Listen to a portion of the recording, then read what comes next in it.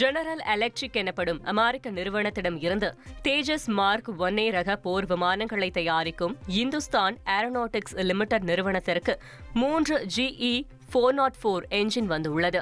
இது இந்தியாவின் சொந்த தயாரிப்பு போர் விமான திட்டமான தேஜஸ் மார்க் 1A சர்வதேச தரத்திலான உற்பத்தி திறனை அடைவதற்கான முக்கிய முன்னேற்றமாக பார்க்கப்படுகிறது. இந்த மாத இறுதிக்குள் 4வது என்ஜின் வருவதாகவும் நடப்பு நிதியாண்டுக்குள் மொத்தம் 12 என்ஜின்கள் இந்தியாவுக்கு கிடைக்கும் என்று தெரிவிக்கப்பட்டுள்ளது.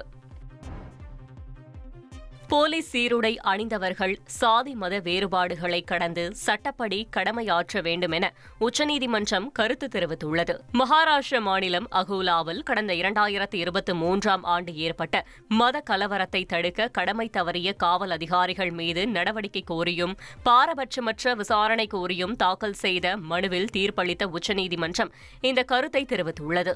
மேலும் இந்து இஸ்லாமிய காவல் அதிகாரிகளை கொண்ட சிறப்பு விசாரணை குழுவை அமைக்கவும் மகாராஷ்டிர அரசின் உள்துறை செயலருக்கு உச்சநீதிமன்றம் உத்தரவிட்டுள்ளது. கேரளாவில் மூளையை உண்ணும் அமீபா தொற்றால் மேலும் ஒருவர் உயிரிழந்தார். மலப்புரம் மாவட்டம் செலம்பிராவைச் சேர்ந்த ஷாஜி அமீபா தொற்றால் பாதிக்கப்பட்டு கோழிக்கோடு மருத்துவக் கல்லூரி மருத்துவமனையில் அனுமதிக்கப்பட்டிருந்த நிலையில் சிகிச்சை பலனின்றி உயிரிழந்தார். ஒரே மாதத்தில் இந்த நோய் தொற்றால் 6 பேர் உயிரிழந்தது கேரளாவில் அச்சத்தை ஏற்படுத்தி உள்ளது. இனி செல்லும் இடமெல்லாம் செய்தி.